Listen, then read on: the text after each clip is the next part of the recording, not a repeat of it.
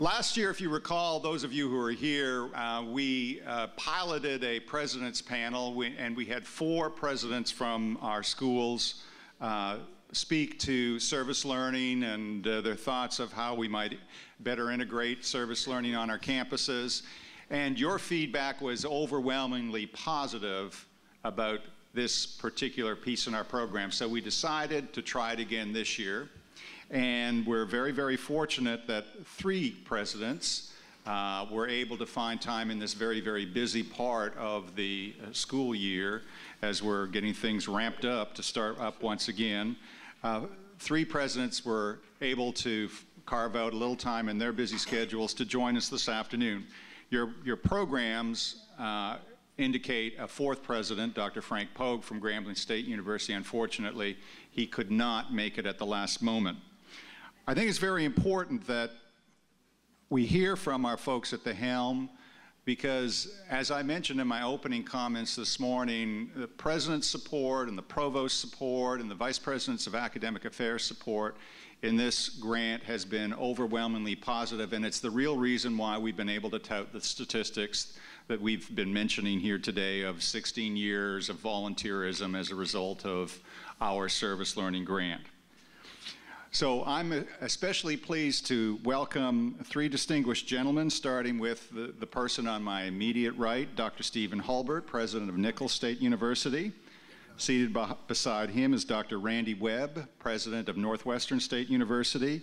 And to my far left is Dr. Philip Williams, President of McNeese State University. And if I were to characterize this panel, I would say that it's one that I guess could be characterized by many rich and diverse experiences in higher education. For example, Dr. Hulbert, in addition to his presidency at Nichols, has served in higher ed in Rhode Island and Montana and elsewhere. Dr. Webb, of course, has served as a longstanding president at Northwestern, but he also worked at Southeastern. He worked at the Louisiana Department of Education and worked in higher ed in Virginia.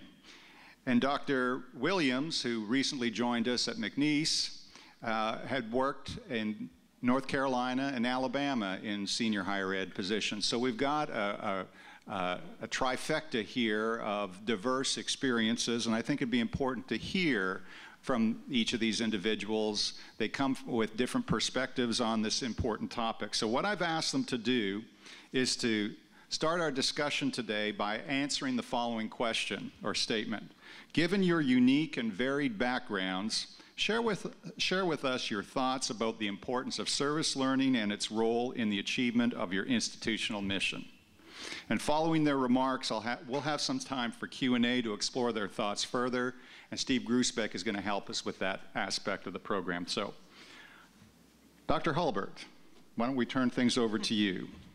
I was off getting coffee at the back of the room, otherwise I would have been down at the end where I had posied that chair, but I got tricked while I was getting coffee. And by the way, I'm delighted that I'm here today. I was actually thinking of canceling out and staying back home and doing some work, but seeing there are about 4 tables of Nichols people here, I would have been in real trouble if I didn't show up. While I'm thanking them for being here, I notice, as usual, they are in the back of the room. My entire career has been in what we will call regional universities in Pennsylvania and Colorado and Montana. I also took a stint for 3 horrible years when I was on a governor's cabinet in Rhode Island, and I was the commissioner of higher ed and the chief executive officer to the board of governors. And interestingly enough, many of you know that Campus Compact, our national entity, had its roots at Brown University, and service learning is not something that is of the last 10 years or even 20 years, but it goes back considerably a longer period of time in Rhode Island. And my perspective on service learning is a little bit different in the sense that I see it inherently as part of the nature of a teaching institution. And I know in many ways it's sinful to talk that way, because in higher ed, every institution is trying its best to grow up and be like the bigger institution down the road. Everybody wants to grow up, in this case, and be an LSU, be a research institution. And if you look at the maturation of our colleges and universities in this state over a period of years, you see them growing into mini research institutions. Well, the history of regional universities, and many of you come from those regional institutions, is one of teaching first and foremost. Even when you go to the master's and PhD level, the professional certificate level, it's still about teaching. But teaching in the sense that blends service to the community and blends research, and research that very definitely is applied to the betterment of the region. And I've happened to think that the missions of a regional university and service learning have a very good relationship and a long-standing relationship, and one that I'm proud of. I often hear people talk about how we're going to institutionalize that relationship.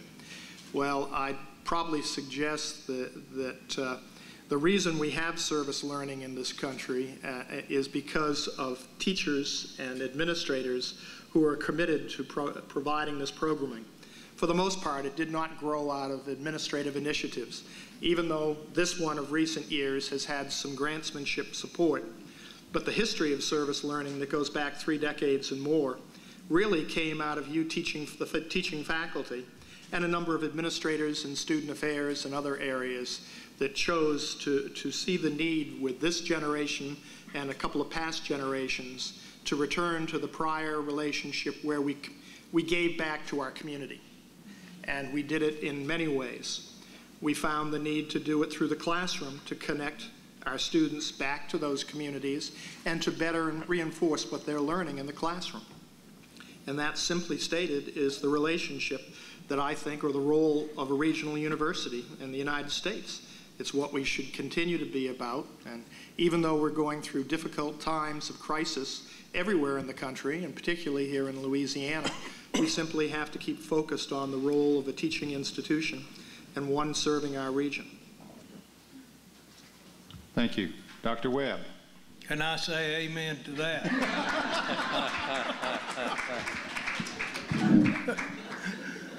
Dr. Hulbert is very eloquent in what he has to say. I'll try to fill in a blank or two from our unique experience at Northwestern.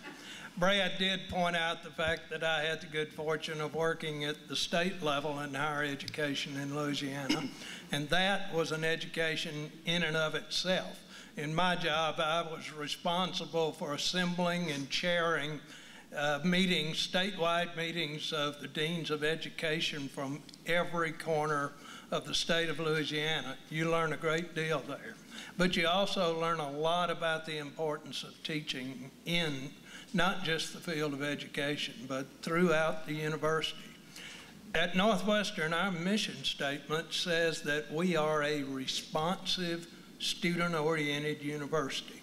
Well, when we talk about responsiveness, we talk about to one another, we talk about to our students, we talk about the public at large, and certainly we must speak about the people who may be less fortunate than we are. So it's really part and parcel of our mission that we would be responsive to the needs of others. So service learning at Northwestern just kind of comes naturally. And we were founded as the state's normal school, so teaching has been at the core of everything we do. We certainly encourage research, we encourage service, and a nice blend of the three, to the point where research and service actually augment the teaching enterprise, but teaching really is foremost in all that we do.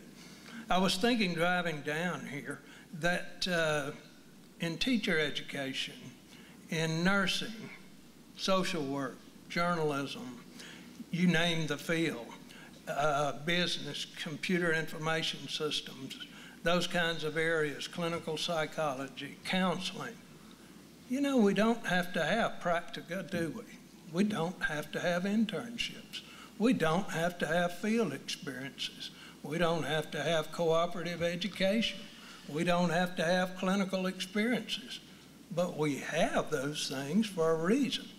because we know that if we put out someone in teacher education who has not had the requisite background experiences through field experiences and laboratory situations, they're simply not going to be as well prepared for the profession.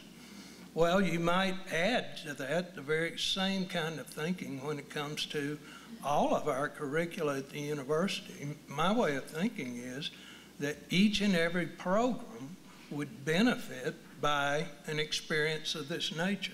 And if I had my druthers, at least within the next 10 years, that Northwestern would have every single student who graduates there engage in at least one of these experiences that I mentioned, and throw service learning in there as one of those kinds of experiences, because we all ought to be about educating citizens for the future of America.